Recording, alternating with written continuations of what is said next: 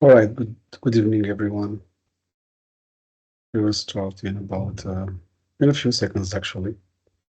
We will start in a few seconds, okay?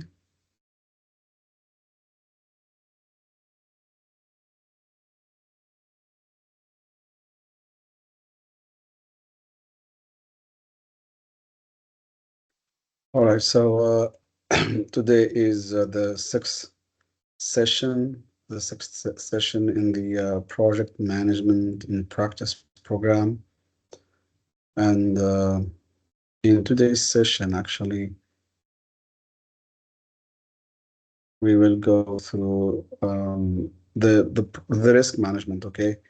Today together, we will see how to manage risks generally, not just project risks, actually, even though it's very much oriented project management, but still the techniques that which we will learn today actually will help you to identify, analyze, and manage your product risks.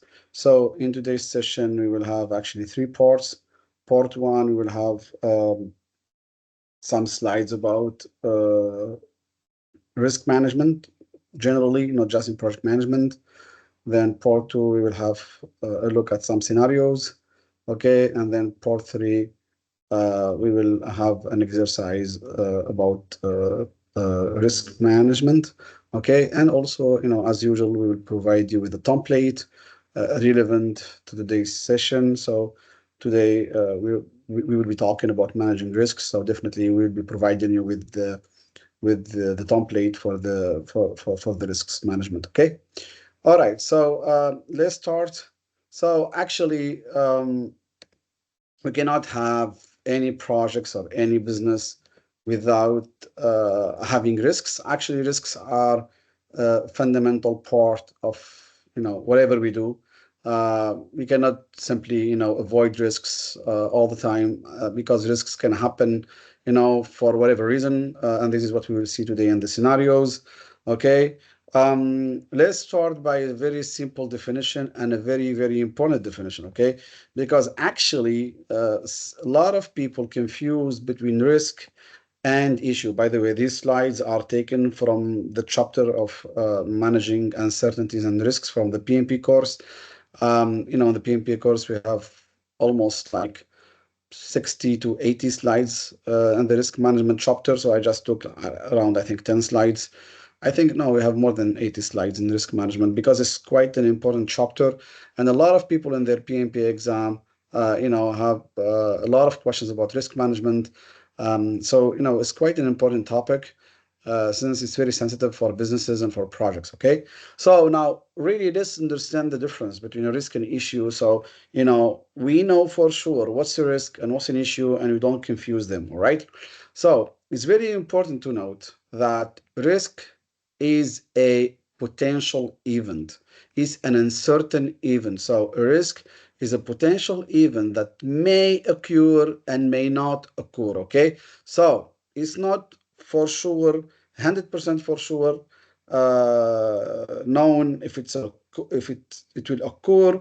And also, so a risk cannot have a probability of occurrence 100%, and the same, it cannot have a probability of occurrence of 0%. So it's always between, let's simplify it, between 1% to 99%, it will happen. If it is got a probability between 1% and 99%, then it's a risk. If not, then it's not a risk. Okay. If it's 0% probability that it will happen, or if it's 100% probability that it will happen. So in these both cases, we're not talking about a risk. Okay. So a risk is always a potential event. So please remember, it's always potential. It's always uncertain. It's always probable. Okay. It may happen. Maybe it will happen. Okay. Also, the risk to the opposite of what we know since since probably we were children, risk is not always something negative. Okay, so risk is not always a negative event. Okay, actually risk can be positive. Okay, and that is called opportunity, because actually what is opportunity? Opportunity is a probable event, is something probable that could happen and which might have a positive impact on what we do. whether we're doing some operational work, whether we're running some business, whether we're managing a project. But actually, opportunity is a positive risk, okay? And a negative risk is called a threat, okay? It's something that could impact whatever we do negatively, all right? So actually, these two things, these two first lines or first two definitions, they're quite important, okay? So risk is a potential event, and it can be positive and negative. The risk is documented in the risk register, okay? Now, why did you want to have this session? We wanted to have this session because in all my almost 20 years of experience, to be honest, I think only 20%, these are just my estimates, okay, or assumptions. Only about 20% of the project managers maintain a risk register in their projects. And less than that, people maintain or have risk registers in their operational work or in their businesses, all right? So actually, not everyone is given, great importance to risks, and really, an important percentage of failures that happen to businesses, projects, to daily work, they happen because of the absence of a risk management process, or what we call a risk management mechanism. All right, so it's very important to remember this, and that's why we wanted to have this session. Okay, and risks usually are treated through prevention and mitigation if we're talking about a negative risk, and we'll talk about that in a while. All right, on the other side, an issue is a problem that has already taken place. It happened. It's something that has happened. It's always negative. So an issue always has got a negative impact. Issue is documented in the issue log, okay? And it is treated through either a corrective action or a workaround, all right? And always when we have an issue, first of all, we try to, analyze the root cause of the issue, so then we can avoid it in the future. And once the issue is identified and the root cause is known, we try to implement a corrective action, and then we make a lessons learned. All right. So this is the difference between a risk and an issue. So remember, issue is something that's happened, but the risk is something that hasn't happened yet. It may happen and it may not, even if the probability is quite high. Again, remember, it's always a probability, okay? It's always in the uncertainty, okay? All right. Now, since we talked about some failures, that exist in the projects or in the businesses, now let us remind you that it's really important to have a risk management plan, to have a risk management process. Okay, so what are the key steps to managing risks? So first of all, you need to plan your risk management. So you create your project risk management. How will you manage your risks? You define all the steps. Okay, then you go ahead and you identify your risks. Then you make a qualitative risk analysis, and this is what we will see together today when we'll talk about the risk register. Then you will try to make a quantitative risk analysis, and we will explain the difference between the qualitative and the quantitative. So the qualitative risk analysis, the step 3, that's when we are evaluating the probability and the potential impact. So we say the potential impact. Okay, that's when we are evaluating the probability of occurrence and the probable or the potential impact, okay, that this risk can have on the project or on the business. Okay, so that's the qualitative risk analysis. So we try to define or evaluate the probability of occurrence, the impact, and measure the risk score. Risk score, that's probability times impact. We will see that later in a while. All right. So that's the qualitative risk analysis, and we call it qualitative because through that risk score, we can then prioritize the risks, as we will see later on in our risk register. We can then prioritize our risks, and work with the high risks, okay, and maybe leave out the low risks for later, but keep monitoring them and keep watching them in case they increase their probability or their impact. Step 4 is a quantitative risk analysis, and that's when we try to measure the potential monetary impact, okay, of the risk. whether it's positive or negative, so we can, put some reserves on the side, and we will see that with, some examples. And as I said, we took these slides from our PMP. Just we took some slides from our PMP course, not all the slides, just few of them, just, to give you the most important parts of risk management. Step 5, you go ahead and you plan your risk responses, because once you have identified risks, you don't identify risks just to watch them, you definitely identify risks, you and your team, because you want to treat them, you want to handle them, you want to put an action plan for them. But actually, you don't put an action plan for all the risks. You put an action plan, or you plan a response plan just for the risks, those ones that are considered as high risks, maybe medium risks, okay? But you definitely don't want to waste your efforts and resources on planning responses to low risks, okay? And then step 6, you go ahead and you implement the risk responses. Definitely here I want to highlight this. The risk responses are not always implemented by the project manager, okay? The risk responses could be implemented by whoever is the most qualified or the most suitable resource or person, whether it's a team member, whether it's a stakeholder, to watch after this risk, follow the implementation of the response, etc. All right. And then step 7, you keep always monitoring your project risks, because you still have risks in your risk register. Those risks, some of them are low, some of them are high. Even the low risks, sometimes they change probability, and sometimes even the potential impact could increase. So, you don't want to, forget about all the risks and you say, oh, these are low risks, I don't need to pay attention to them. No, actually, I can tell you something from my own experience.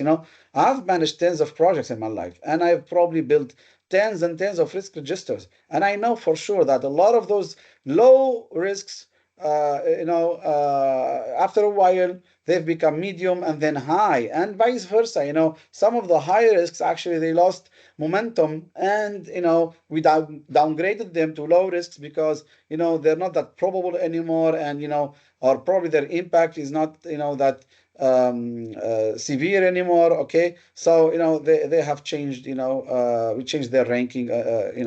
Generally. So this is how you should build your risk management plan in your project. And I repeat again and again, managing your risks is one of the key elements in succeeding in your project. That's really a key to success. There are 3 elements in the project or in project management that I always tell my students. If you're successful with communications in your project, and you have a very good stakeholder engagement plan, okay, and you keep an open eye on your risks all the time, your project will be successful 100%. Communication, stakeholder engagement, and risk management. These 3 items or elements, they're your key to success. And we've already seen these 3 already. Now, this is the 3rd one we see. In the 2nd session of this program, we saw the managing the stakeholders and their engagement.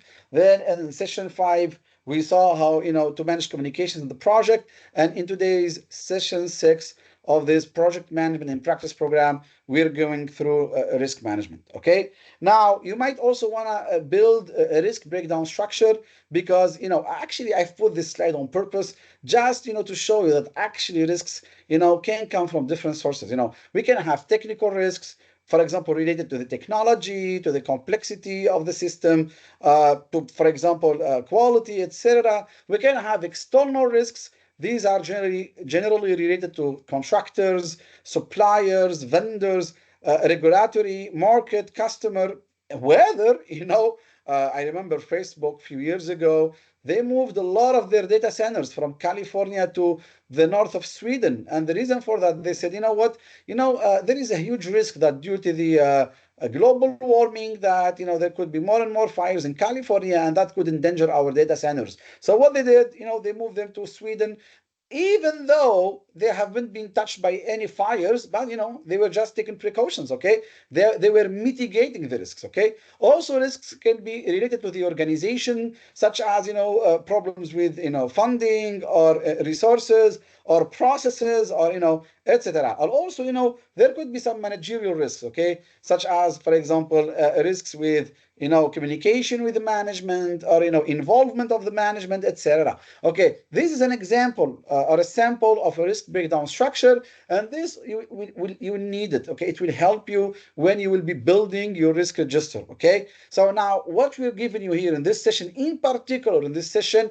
we need to have some content from our project management course, and not just go straight ahead to the practice part, because a lot of people don't know how to implement an effective risk management process. And again, I repeat what I said earlier, a lot of project managers, they forget to create a risk management plan or a risk register, and even some of them they do so at the beginning of the project, but then they forget later on to keep it updated. And I can tell you, as a project manager, when I manage my projects, every morning, the first thing I do, I bring up my risk register, my communication plan, and my stakeholder register. And these three, the first thing I do before drinking any coffee, even though I don't drink coffees, before drinking any water in the office or at home, before doing anything, before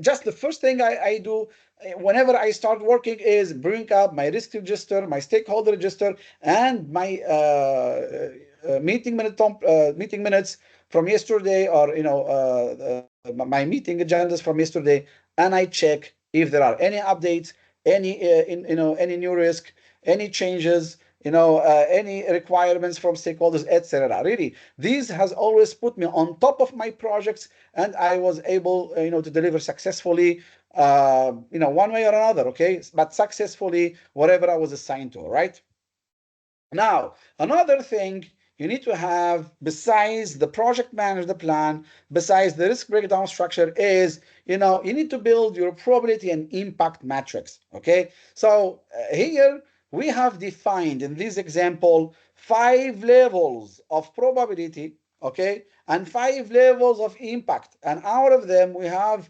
created a matrix that we will explain in a moment. All right, so the 5 levels of probability that we have defined, these are for example, a rare event to happen, okay, to be rare, okay, in case, for example, something never happened, or yeah, so we flag it as rare, or we will have an unlikely to happen, okay, which, for example, we do not expect it to happen, or it's possible to happen, which means it might happen, okay, or if it's going to be likely to happen, okay, or will probably happen, or very likely to happen, which means will undoubtedly happen. However, this last one, it does not mean 100%.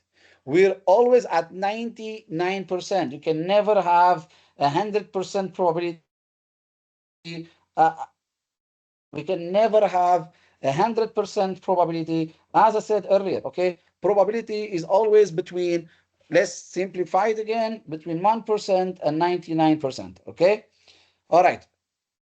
On the other side, okay, when it comes to the impact, we've also defined 5 levels of impact. Trivial means almost none, minor, like really small, moderate, okay, you understand it, major, significant impact, and critical, that's something that if it happens, that probably, will jeopardize the whole project, or will block it, and we'll have definitely big troubles, okay, once they happen, okay, once they happen. Now, out of these 5 levels of probability and these 5 levels of impact, we've come to define 3 levels of risks. Now, low risks, medium risks, and high risks, okay?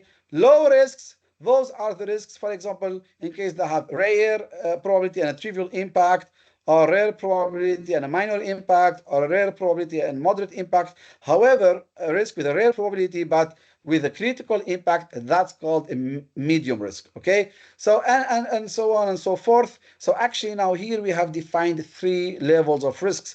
And as I told you earlier, so what will happen is that we will focus on the high risks, okay, in the first place, because those high risks actually, in this example, we have, 6 kinds of high risks.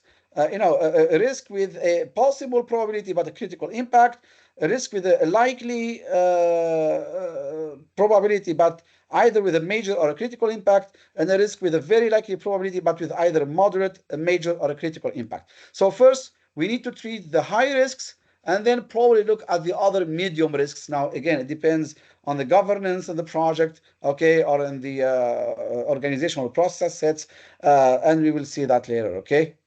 Um, we will not go through all the risk types actually, but I just wanted to mention, what can be an individual risk, what could be an overall project risk. So an individual risk is actually a single possible circumstance that could impact just a specific part of the project. That's called an individual project risk. For example, a machine that could potentially break, for example, okay? That risk touches just that machine. However, an overall project risk, actually it refers to the possibility that a risk or a circumstance, if it happens, it could alter the entire project, okay?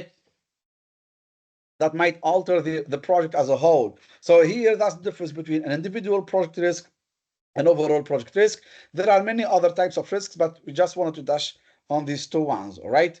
Now, in case you do not apply or you do not identify your project risks, definitely you will end up having some inherent risks, okay? So inherent risks, they happen, or they exist because of the absence of a control mechanism or of interventions, all right? So now, and then once you decide to apply some controls, means, let's assess them, let's prioritize them, let's set up some response plan, then you might end up having either mitigated risks or some residual risks, which these are types of risks that remain even after we have applied the controls, the necessary response plans. So there are always those types of risks that they don't go away. Okay, they just reside, and you have to just find a way how to deal with them or accept them. Probably try to the maximum to reduce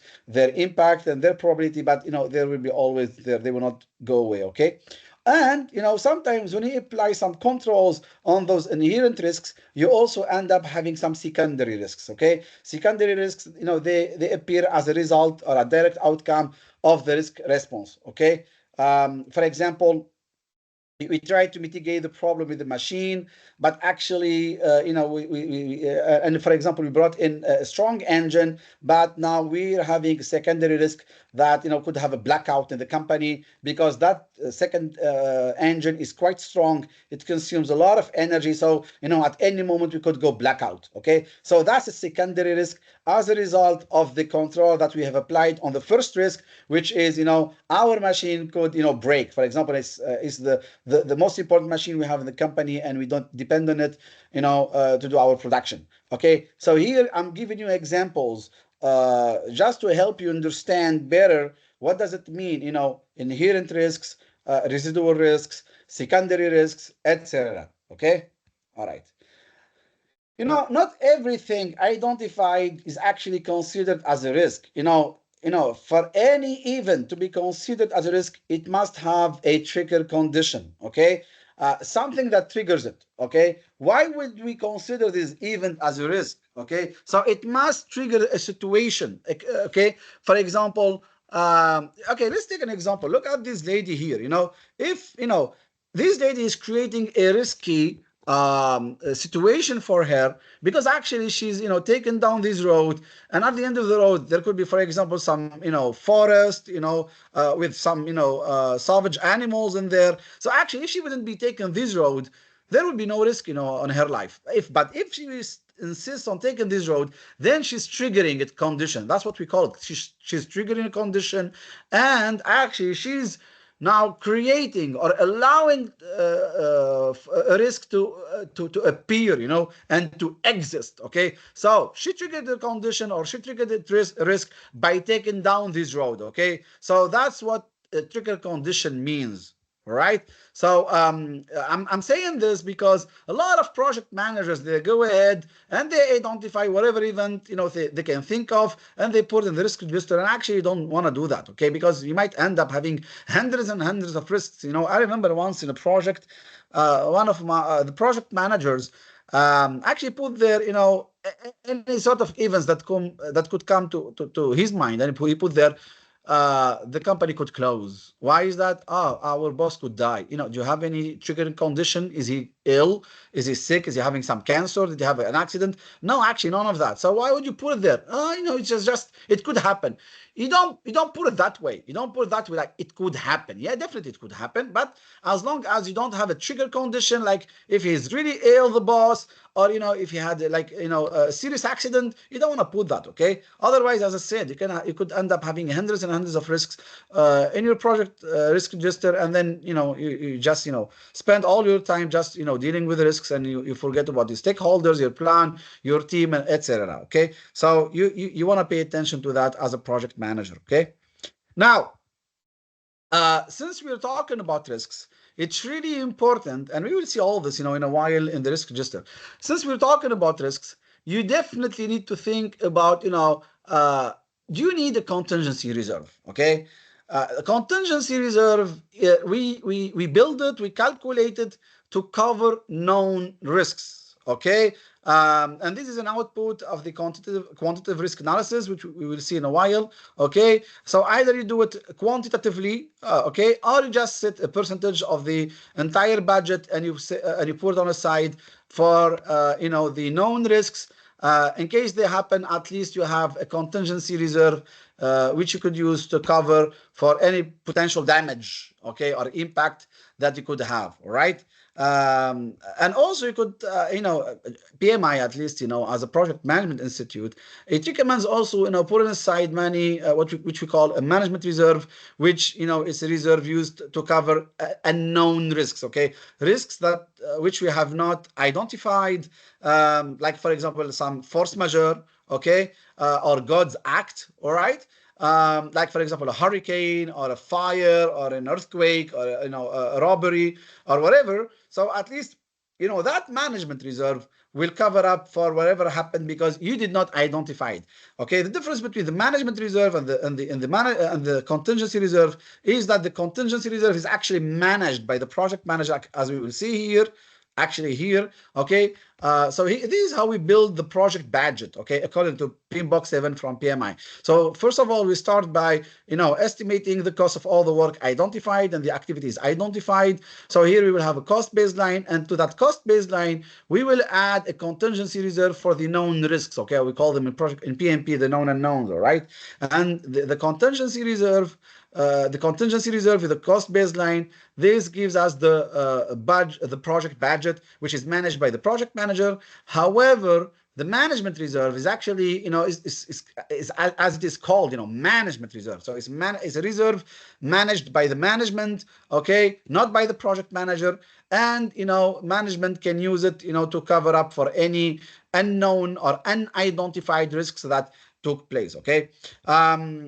For the quantitative risk analysis, okay, and which we call the expected monetary value in the project, actually, how do you calculate it? Let's take an example here. So here we have 4 risks, okay? We have risk A, risk B, risk C, and risk D, okay? Now, risk A has got a probability of occurrence 50% and a potential impact of minus $20,000, okay? Now, that's a negative impact because actually, it's a threat. Okay, so now the expected monetary value of this risk is 50% times minus 20,000, that's minus 10,000, all right? So, that's a negative risk. So now, so far, according to the probability of occurrence, this risk, could potentially impact us or make us lose about $10,000. Risk B has got a probability of occurrence 20% and a potential impact of negative $5,000. Again, that's a threat, okay? So the expected monetary value of this risk B is minus 1,000. Risk C actually has got a probability of occurrence of 80%, a potential impact of negative $12,000, and then again that's a threat. So the EMV of this risk is minus 9,600, and risk D has got a probability of occurrence of 10%, a potential impact of plus 16,000. So that's a probable potential positive impact. So here we're talking about an opportunity, okay, an opportunity that could make us gain about 1,600. So now if we sum up all this, so theoretically, or according to these advanced quantitative risk analysis, we're exposed, or we have a negative exposure, negative risk exposure by minus $19,000. That's minus 10,000 plus minus 1,000 plus minus 9,600 plus 1,600. So that's negative 19,000. So since it's negative, then we definitely need to put this number in reserve. Okay, so we need to have 19,000 in reserve because we need to cover up, okay, for all these potential impacts. Now let me tell you something. Now in case, for example, risk B increases the probability from 20% to 80%. Okay, so now, for example, we're watching after the risks, and suddenly risk B increases probability from 20% to 80%. That means the EMV becomes minus 4,000. Okay, so if it becomes minus 4,000, that means the risk exposure will become minus 23,000. So definitely, you as a project manager, you need to raise a change request and request additional 4,000 in the contingency reserve, because you definitely need to cover for that 3,000 of new potential impact. Actually, minus 22,000 becomes minus 22,000. Yeah, 22,000 risk exposure. So minus 22,000. Yeah, in here in the contingency reserve, and usually you do that through a change request. Okay, because actually you're asking for more funds, okay, to cover up for these potential risks. Okay, and this contingency reserve is used in case any of these risks, I mean at least the negative ones, materializes, like it happens. All right, so this is an advanced way of calculating the potential impact, and it's very important that you keep in mind that you as a project manager, you build your contingency reserve on top of the cost baseline, because that's part of your project budget. So you have enough reserve to cover up for any damages or negative impacts that you will have or you might have on your project. Okay. Now, almost the last two slides of this course before we move on to talk about the risk register. Let's understand here what are the response strategies that we could have in our project. Okay, and now here we will talk, in the first slide about the threat response strategies, and the next one about the opportunity response strategies. Now, in case we have a threat, okay, what you can do as a project team or as a project manager is either you can accept the existence of the threat without really taking any action, so that's just do nothing, just monitor, okay, or of course the most known action when it comes to treating a threat is a mitigation. Okay, so mitigation means you will take or you will put in place an action plan to reduce the probability or the impact of risk. But remember, you do that only to high risks and some of the medium risks. Okay, don't do that to all the risks. Okay, and we will see some examples later on, some scenarios. Or you could choose to transfer the risk. For example, when we drive our cars, we always have an insurance, for our cars. That insurance transfers the impact of any possible or potential accident to the insuring company. Okay, and that's through buying an insurance. All right, so whenever we buy an insurance, that means we transfer the potential impact of any probable risk to the insurance company. Okay, and that's this is one of the response strategies towards a threat, because whenever you buy a car and you drive a car, you'll always have a threat, a potential accident or anything could happen. Okay, another response strategy to threats is to avoid the source of the threat, to either to eliminate not eliminate, actually to just to change direction, to leave the whole situation, not to take the action if it's risky. So that's what avoid means. Or at the as a last resort, you can always escalate to the project sponsor or the steering committee, especially if the situation is really out of your authority as a project manager or at work. Okay, so these are the threat response strategies. When it comes to opportunities, actually they're quite similar, just in a positive side. Okay, a positive way. So if there is an opportunity, you could either just choose to accept its existence without taking any actual action. Okay, that's just do nothing. nothing, monitor, or you could decide to try to enhance that opportunity, which means working on increasing its probability of occurrence or its probability if it occurs. All right. So that's called enhancing. All right.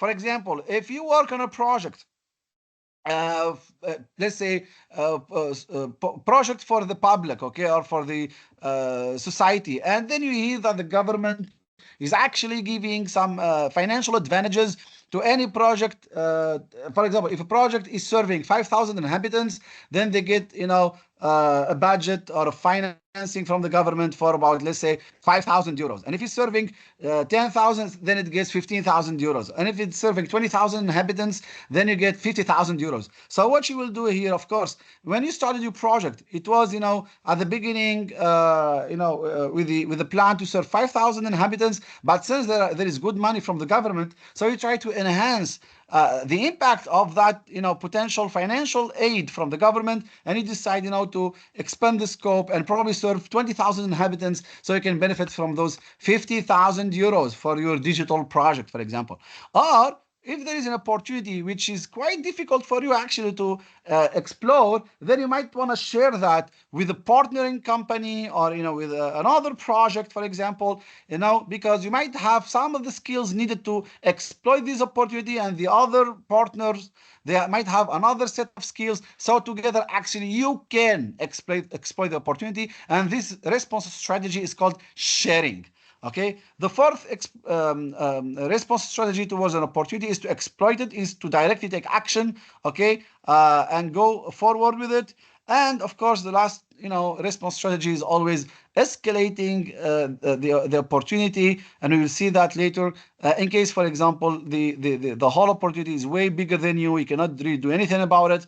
So you just inform your project sponsor or your steering committee about this opportunity, and you let them handle it. All right. Now let's go to the practical side. Okay.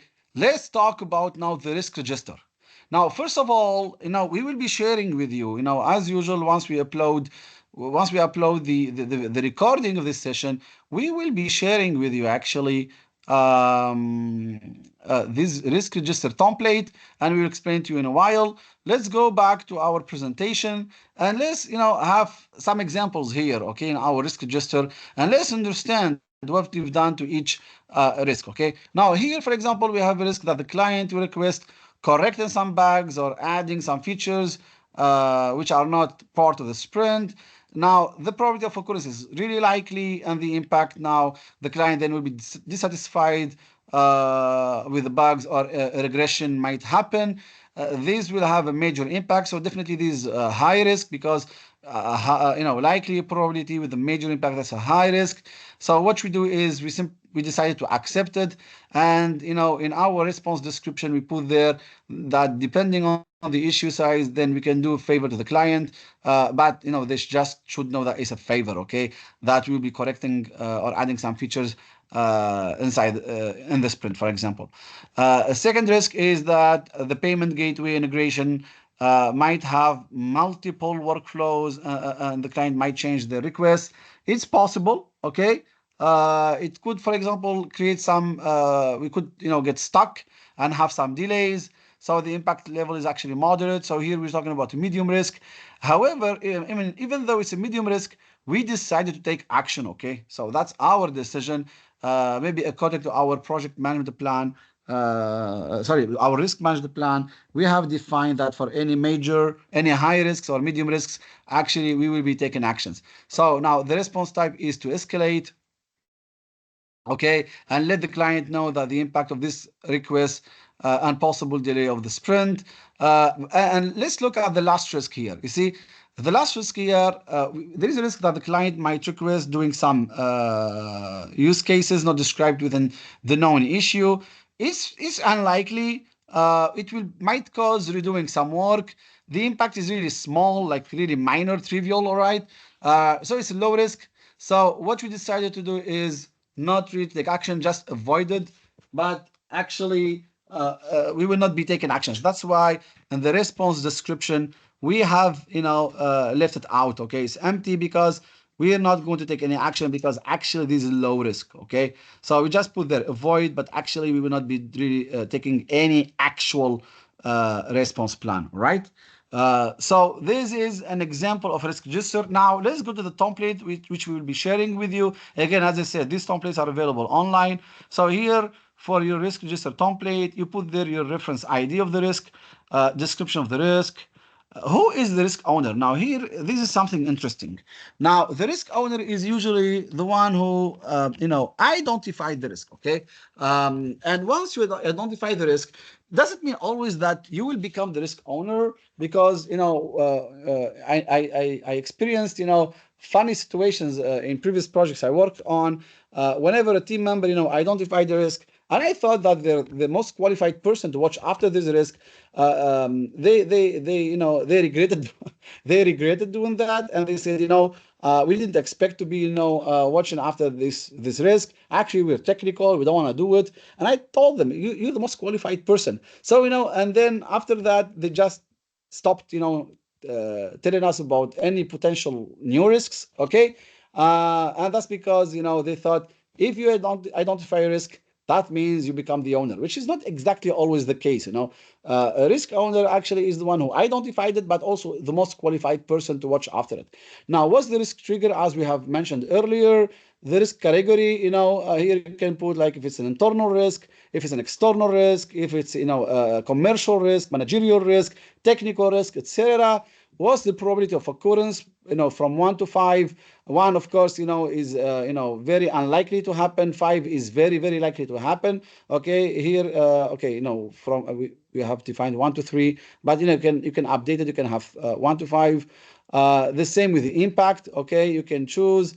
And let's, for example, we put here, is 2 probability. Here, impact is like, for example, 3. Then automatically it gives us a PI score. PI score, that's probability times impact.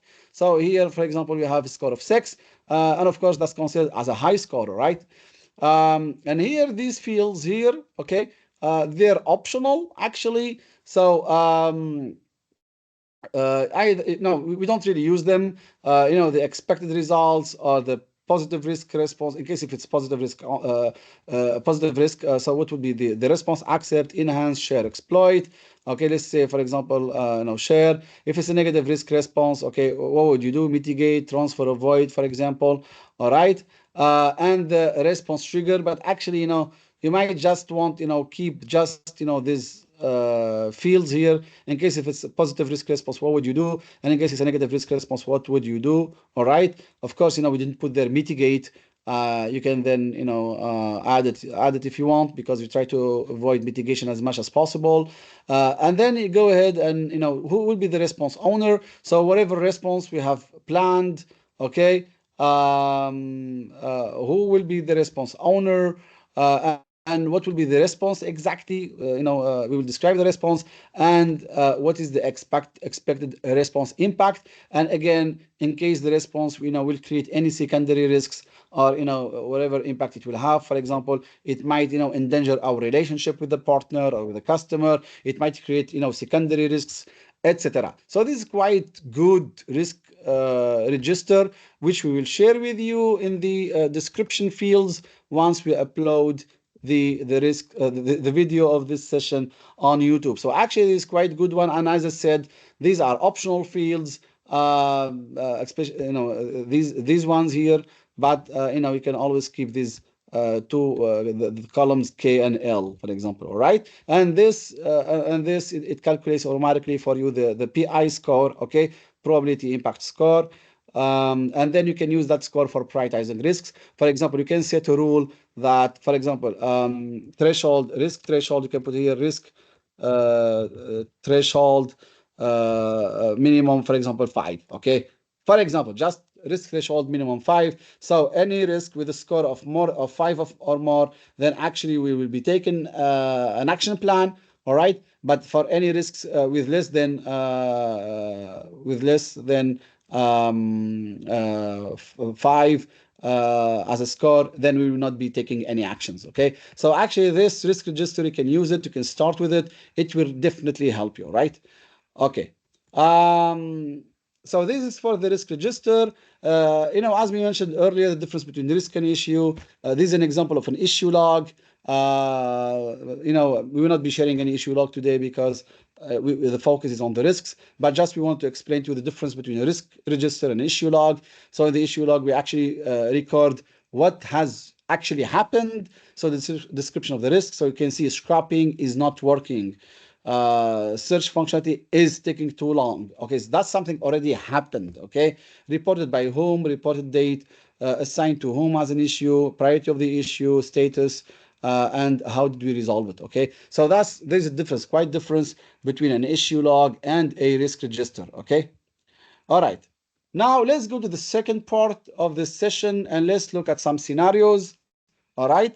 Actually, we will be giving you a scenario and the right thing to do. So, and these actually are real scenarios from PMP exam questions. We just modified them a bit. Okay. We removed the possible answers and we kept just the scenarios and the right action to take.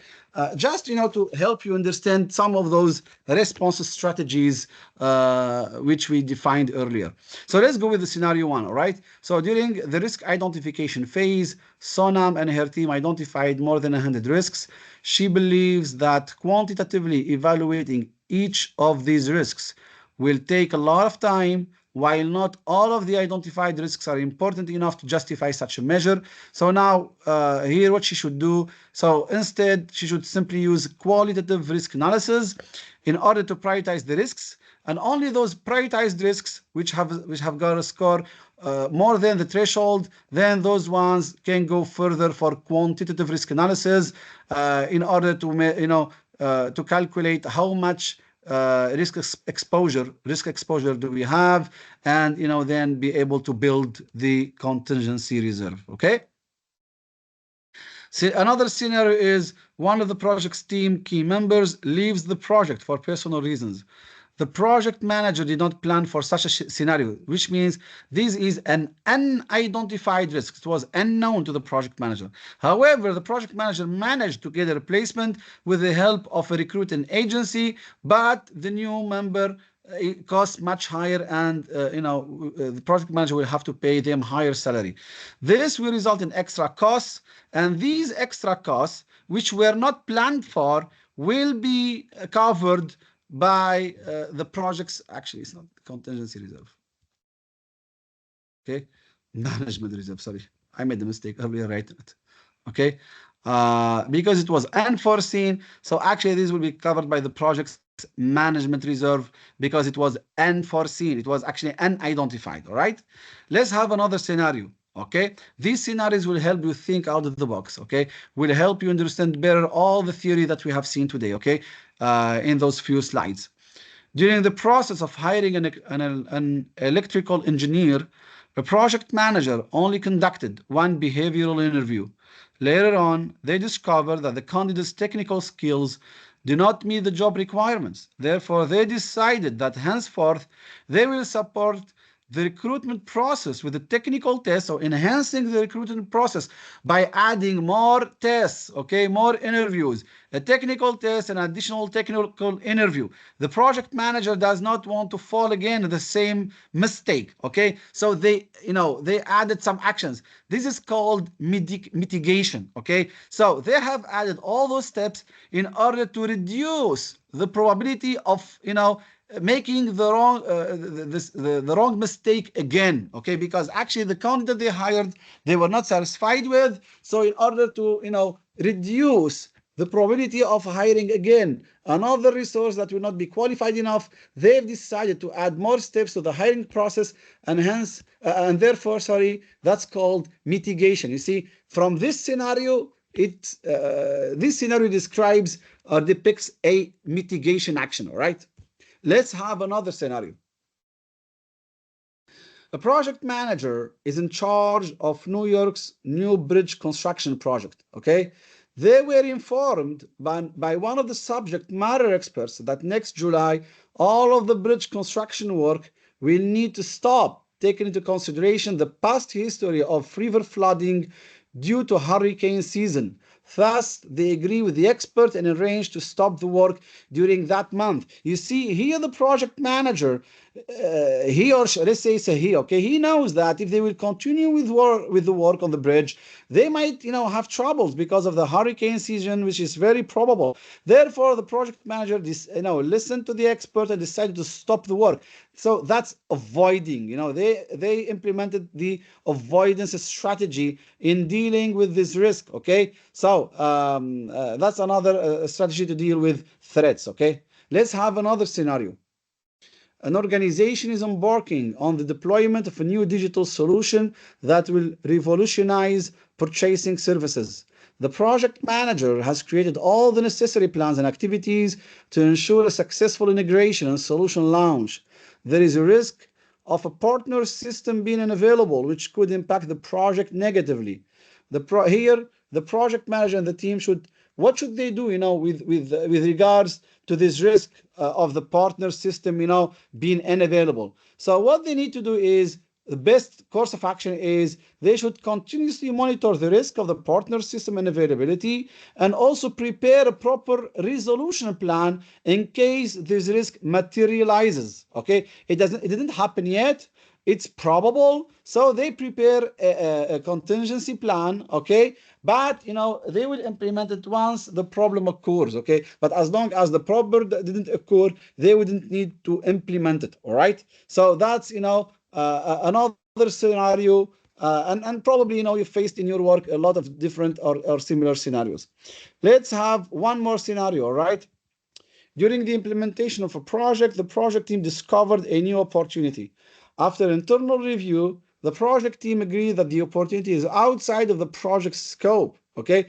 Therefore, the project manager decided to update the risk register and escalate the opportunity to a higher level. Now, what should the project manager do here? No more action is required from the project manager's side, because actually they did what they should do. The opportunity is outside of their authority, so they escalated this to the upper level, and no more action is required to do from the project manager's side. Okay, all right. Okay, the last part in this session today is to have an exercise that many times I had with my trainees in the PMP exam preparation course. Let's look at the scenario here. Now, in your project, you deal with two suppliers. Supplier ABC sells you 90% of the raw material for your project's products, and supplier Mustafa & Co. They sells you 10% actually of the rest of the raw material. Now, the supplier ABC was caught in tax evasion and was fined 2 million dinars with a deadline of 30 days to pay, or their factory will be closed, will be shut down. Okay, ABC's daily net income is actually 15,000 dinars.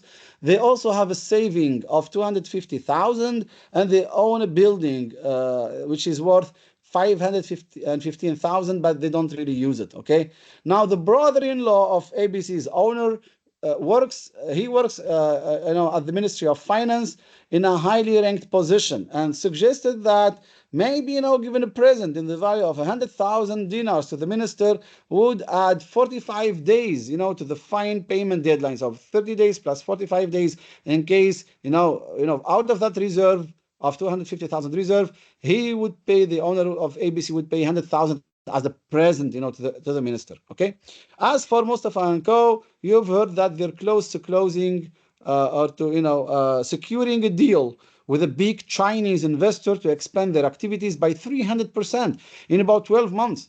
So the deal is very close and just waiting for approval on ambassador's level, which usually takes about 2 to 3 months to conclude. Okay, now the exercise, of course, says build your risk register. Now, what kind of risks do we have here? Now, somebody would say we do have a negative risk, okay, which is a threat because of that fine of 2 million dinars, and the risk of the factory will be shut down. And we have a positive risk in regards to Mustafa & Co. Now, let's start with the second one. Actually, for Mustafa & Co., that's not really a positive risk at all. I mean, yeah, it is, but actually it's too far in the future, because they sell us 10%. They might increase their activity by 300%. Maybe they can cover for whatever needs we might have, but that's in about 12 months, and plus 2 to 3 months until the whole agreement happens. Okay, so we're talking about almost a year and a half. Okay, so we cannot just sit there and watch for a year and a half. So actually we cannot consider this as even an opportunity because it's too far in the future. Yes, 1 year and a half almost, or 1 year and a quarter is actually too far. Okay, so we will not really consider it. So what we will consider is actually the first part, the negative risk. Okay, now the negative risk here has got two parts. The first part, okay, about all this data of 2 million fines, 30 days to pay, how much is daily net income, how much in reserves, and that property they have. And the second part, be careful here. I remember, whenever I gave this exercise to our PMP students, some of them really took this into consideration. You don't take that into consideration. That's called bribing. That's unethical. And PMI has got this book called Code of Ethics. Okay, and in the exam there are different scenarios included as responses in the different exam questions, of wrongdoing, conflict of interest, and ethical behavior, etc. So you definitely don't want to look at this paragraph at all. Okay, that's a trap. That's really a trap. Don't look at it. Okay. So actually, what you need to consider is just this part here, okay, which is ABC was caught in tax evasion, and what you need to do, all right? Now, what you need to do for this, after you have identified this risk, now the risk for us is, not having enough raw material. So if you would like to build our risk register, so we'll go here and let's start. So our risk is production to stop, okay, or might stop. Let's write it with the exact might stop. Okay, why? Okay, risk owner. Let's say it's Jeff. No, let's put the role. Is actually the accountant. Let's say no. All right. Yeah. Actually, it's the accountant because he's the one who figured that this supplier might go bankrupt. Risk trigger is potential, or actually, potential bankruptcy of ABC. Let's put it this way. Risk category, okay, it's external, okay, as we saw earlier, because it's related to a supplier. Probability, now here we need to measure the probability, okay? I will show you how. Now, for this, let's copy all this data in here and let me show you how to calculate it. Because actually, something that I didn't show you is how to calculate or how to figure out the probability of a risk. Now, calculating the probability of a risk, can be based on some, historic data, okay, as we saw earlier in that probability and risk matrix. Could be, based on some expert opinion or expert judgment, and also could be based on some, mathematical calculation, which we will use in this exercise. Now, in this exercise, what do we have here? Okay, so actually, we would like to know the probability, of this supplier, to be able, to or the probability of bankruptcy. Now, how much will this supplier actually have in money, have in money in hand? Now, they say, certainly that they have 15,000 daily income times 30 days, because actually they have 30 days. So that's 450,000. Okay, so they can get 450,000 from their daily income, plus, of course, so that's plus 250,000, which they have in reserve, plus, let's say they will sell that building for 515,000. Actually, that's 1,215,000. So here, 1,200,000 and is that right? Yeah, 215,000. That's how much they can get. Okay, that's how much they can get. But actually, they need to pay 2 millions. Okay, they need to pay 2 millions. So how much is remaining? How much is remaining? Okay, now how much is remaining? That's exactly how you calculate the probability. Okay, so actually once, okay, that's 2 million. All right, now what is remaining is 785,000. That's what is remaining for them to collect. And if they would, and if we divide 780,000, okay, 2 million minus 1,215,000 divided by 2 millions, then we will have here a probability of almost, I think, 39%. Just a second. Let me just a second. So 2 million minus 1,215,000, okay, divided by 2 million, yeah, 39%. So actually 39% is the probability of occurrence, okay? However, in our risk register here, we cannot put 39%. We have either, okay, let's put this back to, 1 to 3, 1 to 3. Okay, just it was originally like this. I will just remove this. We can actually deal, okay, let me just, okay, let me put just 3 levels to make it easier for you. Okay, all right. So now here we cannot put 39%. It's pre-programmed, either 1, 2, 3. Okay. However, we can put a scale here. We can put a definition. So one actually, okay, let's put smaller. Okay, actually let's write down with just 1 means a probability between 1% and let's say 33%. Okay.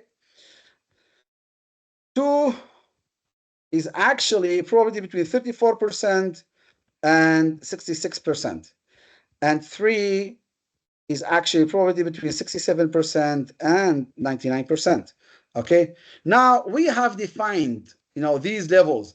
Therefore, for this case, the bankruptcy of the supplier ABC is 39%, which is right between 34 and 66. So actually, the probability of the bankruptcy is actually 2. Okay. Okay. All right. Let's take the same, percentages for the impact. And this supplier is actually providing us with 90% of the raw material. So the impact is actually 90%. Okay, the impact is 90. And therefore 90% in terms of impact, it falls in here between 67% and 99%. So actually that's, impact 3. So we have a score here of 6. And here we have risk threshold 5, for example. Actually, it's too much, 5. Let's put 4, actually. Okay, that's more logical. So actually, we have here a PI score of 6. So we definitely need to take an action. So we cannot just sit and wait. That's really a high score. So what we need to do is, we need to immediately mitigate. Okay, definitely the right course of action here is to mitigate. And what we need to do in the risk description is start looking for a new supplier. Okay, so here we will be doing, let's say, business trips. We will go to different countries, different regions, and try to find new suppliers. Pick another supplier that within those 30 days, because here the risk is quite high. Okay, with the 39% probability of bankruptcy. So definitely here the right response is to start looking for a new supplier, and that's to mitigate this risk in case this supplier goes bankrupt. Now we don't know if they will go bankrupt for sure or not.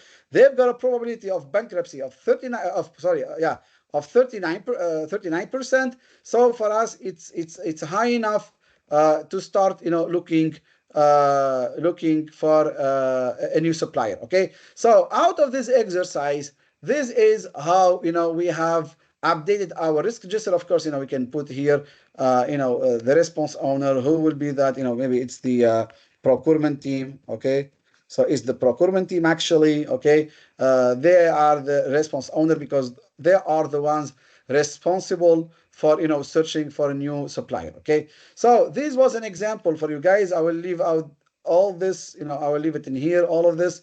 Maybe you will need it, so I will just leave it for you. I will share with you this template. We will share with you this recording. So thank you everyone for watching. This was it for today. We will share everything on our YouTube channel. Have a great rest of the evening, everyone. Thank you, and see you next week on a new session.